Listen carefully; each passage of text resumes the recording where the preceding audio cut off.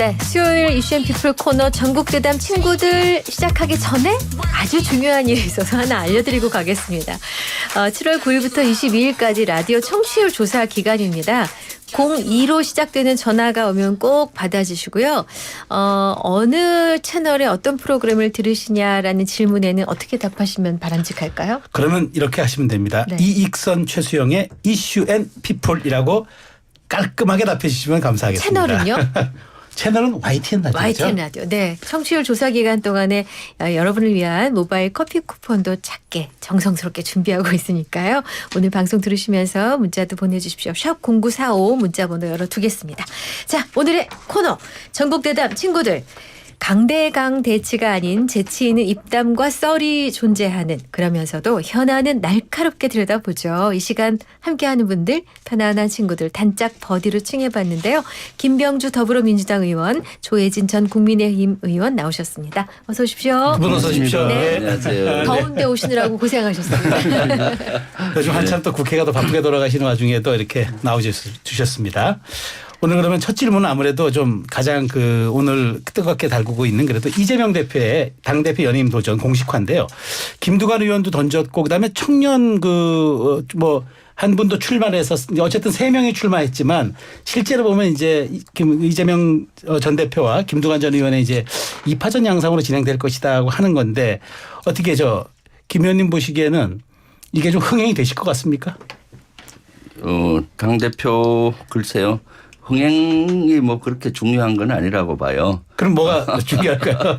실제 네. 강력한 당대표와 네. 그다음 최고위원들이 선출이 돼서 네. 네.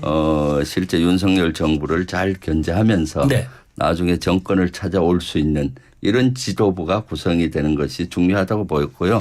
저는 충분히 흥행이 되리라고 봅니다. 왜냐하면은 이재명 대표님에 대한 관심도가 원체 높고요. 네. 국민들의 또 최고위원회 김병주가 나갔지 않습니까? 그렇죠. 제가 조금 더 말씀드리려고 했는데 말씀하시네요. 그래서 저는 흥행이 될 것이라고 기대하고 있습니다. 최고위원은 총 13분 출마 지금 12분으로 알고 예. 있는데 네. 7월 이번 주 14일 날 네. 일요일 날 이제 1차 경선을 통해서 컷오프를 한다면서요? 컷오프하고 네. 8명 정도가 이제 될 것 같습니다. 그럼 8인에 우리 김 의원님은 포함되시겠죠? 저는 뭐 되리라고 생각을 하고 열심히 뛰고 있습니다. 많이 도와주십시오. 네. 알겠습니다. 조 의원님께 요 하나 여쭤볼게요. 오늘 근데 의외로 이재명 전 대표가 이제 출마 선언을 하면서 굉장히 중도 외연 확장 쪽에 약간 방점을 찍은 것 같아요. 그래서 일종의 이재명의 먹고 살이즘이 유일한 이데올로기다. 그다음에 좀 약간 승부수 같은 그런 말하자면은 메시지가 담겨 있는데 어떤 전략 때문에 이렇게 한다고 보세요? 어느 선거나 또 어느 정당이나 승패는 중도층을 끌어올 수 있느냐 없느냐에 달려 있다는 게 정설이기 때문에 네. 그렇게 노선을 잡을 수밖에 없고 우리 당도 마찬가지일 것이고요. 네. 우리 당에서도 물론 후보마다 좀 차이는 있지만 전당대회의 주요 호소 포인트가 네. 내가 되면은 네. 중도층을 끌어올 수 있다. 끌어올 수 있다. 그거 네. 외연을 확장할 수 있다. 그게 이제 그런 배경 때문에 그런 것이죠. 또 이재명 대표는 성남시장에서 경기지사 또 대통령 후보로 이렇게 급성장하는 과정에서 네네. 좀 말하자면 좀 실사구시적인 좀 중도적인 그런 정책이나 메시지로 효과를 많이 봤거든요. 그렇죠. 네네. 지금은 이제 또 사업 리스크라든지 또 방탄 이미지라든지 이런 것 때문에 굉장히 어려워졌는데 결국 돌파구는 또 그쪽으로 갈 수밖에 없어서 결국에는, 그렇게 잡았다고 봅니다. 네. 근데 이제 김두관 전 의원이 이렇게 얘기합니다. 그러니까 사실 지금 어차피 이재명 대표의 거의 독주 체제 아니냐 이런 얘기가 있는데 이제 출마를 선언하면서 혹시 이렇게 약속대련 아니냐는 이런 이제 질문이 나오니까 내 나이가 몇인데 그런 질문하느냐는 식으로 맞받았다는데 그러면 김 의원님 보시기에 김두관 전 의원이 어느 정도 득표를 하면은 이게 좀 말하자면은 서로에게 윈윈이 될 수 있다고 보십니까?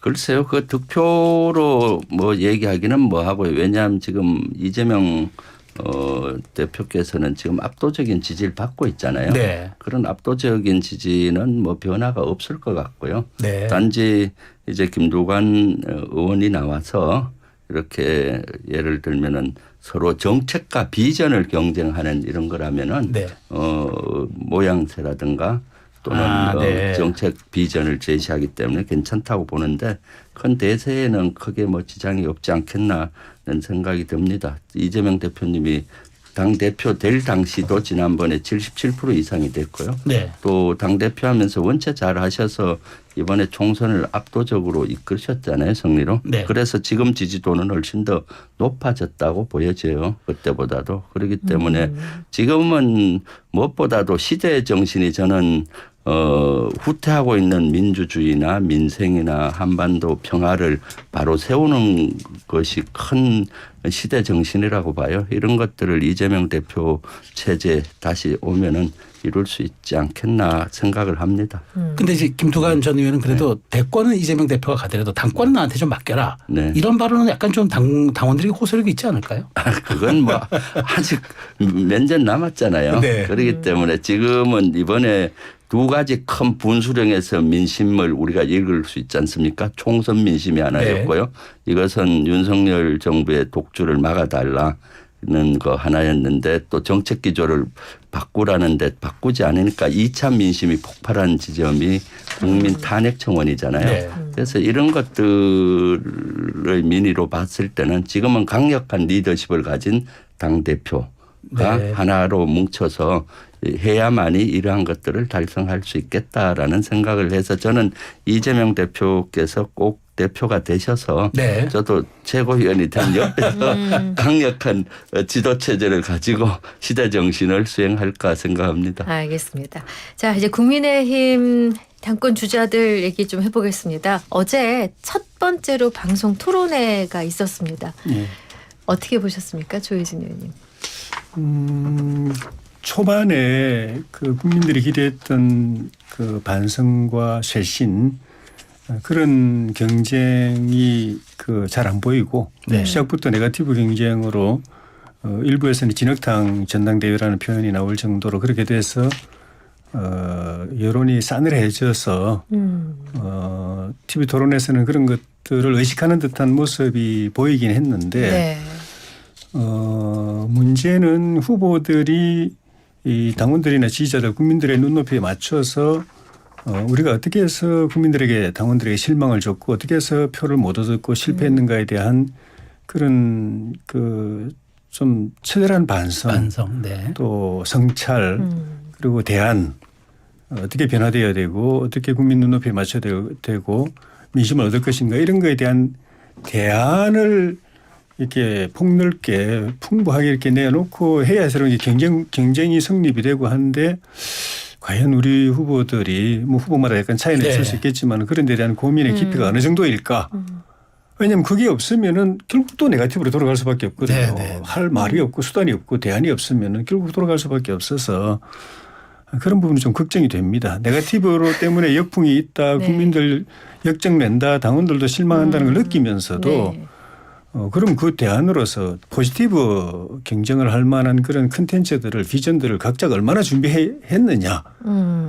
그거에 따라서 전당대회가 국민과 당원들의 그 기대에 맞춰서 좀 전환이 될 수도 있고 또 계속 또 그 방향으로 또 서로 이전 투구하는 방향으로 갈 수도 있고 한데 좀 걱정이 됩니다. 근데 사실 솔직히 말씀드리면 지금 네. 레드라인을 좀 넘었다 이런 좀 약간 그런 관측들이 있어요. 그렇죠. 저도 제가 봐도 물론 이제 보수 정당이라는 거는 쉽게 그렇게 뭐 분열하거나 쪼개지거나 하지도 않고 또 잘 그렇게 못하는 그런 속성이 있긴 하지만 지금 흘러가고 있는 분위기들을 보면은 이래 가지고 전당대회에서 당 대표와 새로운 지도 체제가 형성이 나오더라도 그 탄압해서 갈 수 있을 것인가 하는 걱정이 되는 수위로 오락가락 좀 오고 가고 하고 있어서 지금부터는 후보들이 좀 더 경각심을 가지고 해야 될 것 같습니다. 그래서 그런지 어저께 이제 토론에서 원희룡 후보가 반전을 좀 약간 했어요. 그러니까 더 공격할 거라는 예상을 깨고 노 네거티브하고 정책 토론 집중하겠다고 했는데 조 의원님 보시기에는 그럼 이게 조금 이쪽으로 약간 그 국면 전환이 될 것 같은 가능성은 있습니까? 가능성은 있죠. 그런데 이제 좀 말씀드린 것처럼 그러면 이제 그걸 빼고 포지티브하게 국민들이 봐도 저 사람들 지금 굉장히 반성 많이 했네. 그리고 대안에 대해서 깊이 고민을 했네. 그리고 저렇게 가면 국민의힘에 희망이 있네라고 할 만한 그런 컨텐츠들을 쫙 이렇게 내놓고서 서로 비교하고 경쟁하고 이렇게 해야 이제 그런 분위기가 확 갈 텐데 그렇게 되기를 바라는데 만약 그런 데 대한 고민이 그동안에 덜 됐다. 왜냐하면 우리 봤지만 당선 초기에 당은 참패했는데 당선된 분들은 희희낙낙하고 했던 걸 보면은 얼마나 고민할까라는 부분에 대해서 다 회의를 가지잖아요. 네. 그래서 그렇게 되면 결국 또 이것도 저것도 아닌 그런 그 맥빠진 전당대회가 될 수도 있는데 어쨌든 뭐 사력을 다해서 포지티브 경쟁으로 갈 수 있도록 후보들이 노력해 주기를 바랍니다. 네. 조혜진 의원님이 잘 말씀하셨는데요. 제가 봤을 때 전당대회라든가 이런 데서는 비전 경쟁이 제일 중요해요. 네. 리더가 되려는 사람은 첫 번째 해야 되는 게 비전을 제시하는 네. 겁니다. 그래서 사실 비전과 정책 경쟁으로 가는 것이 바람직한데 사실 저도 뭐 나무집 얘기긴 하지만은 되게 안타깝더라고요. 뭐 좀 진흙탕 싸움 같기도 하고 또는 한동훈을 몰아내기 위해서 난투극이 벌어지는 그런 현상들이 좀 국민들 보기에 국민의힘 지지자들도 보기에 아주 안 좋았을 것 같아요. 김 의원님 보기에 네. 누가 제일 잘하셨던 것 같습니다. 냉정하게 보신다면. 저는 뭐 남의 솔직히 집이지만. 나무집이지만은 누가 되든지 큰 변화는 없을 거라고 봐요. 왜냐하면은 제일 중요한 거는 윤석열 대통령의 태도와 국민을 대하는 자세, 국정기조가 바뀌지 않는 한 누가 대표가 되더라도 저는 대세에는 큰 영향이 없다. 그런데 지금 뭐 여론조사 결과가 비슷하게 나오지 않을까 싶어요. 지금 전당대회는 과거 총선 이전과 다를 거라고 봅니다. 왜냐하면 총선이 끝났기 때문에 이제 국민의힘 관련 의원들도 그렇고 뭐 솔직히 눈치 볼 게 없는 것 같고 또 민심이 지금 많이 폭발하고 있어서 그런 것들이 잘 반영돼서 글쎄요 여론조사 비슷하게 가지 않을까 싶네요. 네. 아무리 그래도. 근데 어제 토론회에서 사실 두 번의 반전을 저는 느꼈는데요. 첫 번째 반전은 아까 조 의원님 말씀하신 대로 원희룡 후보가 생각보다 공격을 안 하더라 하는 거 첫째. 네. 두 번째가 OX 질문에서 김건희 여사가 대국민 사과를 했다면 총선 결과가 달라졌을까라는 질문에 4명의 후보가 몽땅 오를 했어요. 예. 여기서 한동훈 후보는 아닐 거라고 우리는 추측했었는데 예. 이것도 의외였어요. 반전이었습니다. 아니죠. 한동훈 후보가 비대위원장으로서 그 사과가 필요하다고 이야기를 했잖아요. 아, 최근에 문자 공방 때문에 혹시라도 다른 답이 나오지 않을까라는 그런 그 뭐랄까요 가능성이 있었던 거잖아요. 예. 네. 근데 그 당시에 사실 공개적으로 국민 눈높이에 맞춰야 된다 네. 하는 부분을 이야기를 하면서 그 우리 영부인의 사과가 필요하다는 거를 이야기한 분은 이제 그 한동훈 그 당시 비대위원장이고 나머지 분들은 별 말씀이 없었던 것 같아요. 사실 나머지 분들 다 수도권 출마자들인데 네. 수도권에서는 오히려 그 필요성을 더 절박하게 느낀 지역들이거든요. 네, 네. 박빙의 승부 지역이고 네. 그에 따라서 이길 수도 있고 질 수도 있는데 그리고 뭐 이겼지만 다 박빙으로 이겼잖아요. 네. 오히려 영부인이나 대통령의 진솔한 사과, 국민들의 마음을 풀어줄 수 있는 그런 이렇게 표현, 의사 표현 이런 것들을 더 절박하게 느끼는 지역이 거기였는데 오히려 그때 그분들은 별 말씀이 없고 친윤들은 오히려 마이너스다 하면 안 된다는 쪽이었어서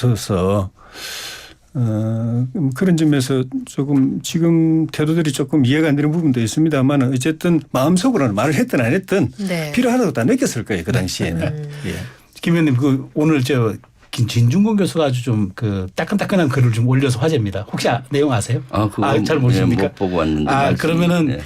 조 의원님께 혹시 그 진중권 교수 글은 보셨습니까? 예. 네. 그럼 조 의원님께 저 여쭤봐야 되겠네. 예. 그 얘기를 종합하면 간단하게 57분간 김 여사님하고 통화를 했는데 예. 그 얘기는 사과에 대한 뜻은 거의 뭐 없었던 것으로 보는 게 맞겠다라는 식의 얘기를 했습니다. 예. 그래서 이 논란이 조금 더 증폭되는 느낌이 있어서 이 문제는 또 어떻게 보세요? 결국은 정폭보다는 정리가 돼 갈 가능성이 더 많아 정리가 보입니다. 될 좀 전에 가능성이 말씀하신 있다. 것처럼 네. 전당대회 후보들 자체가 네. 이거를 더 이상 이게 키우는 게 네. 그 당에도 도움 안 되지만 각자 후보들에게도 별로 이익이 안 된다. 네. 기대했던 효과가 안 나타나고 오히려 역효과가 난다. 이런 정무적 분석을 하기도 하지만 네.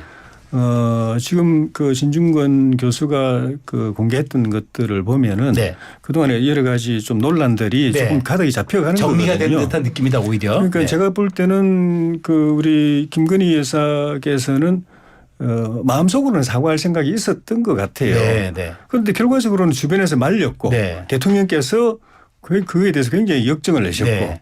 그래서 안 했거든요. 예. 그래서 안 했는데 마음으로는 하고 싶어 하지만 주변에 결국 휘둘린 셈이죠. 네.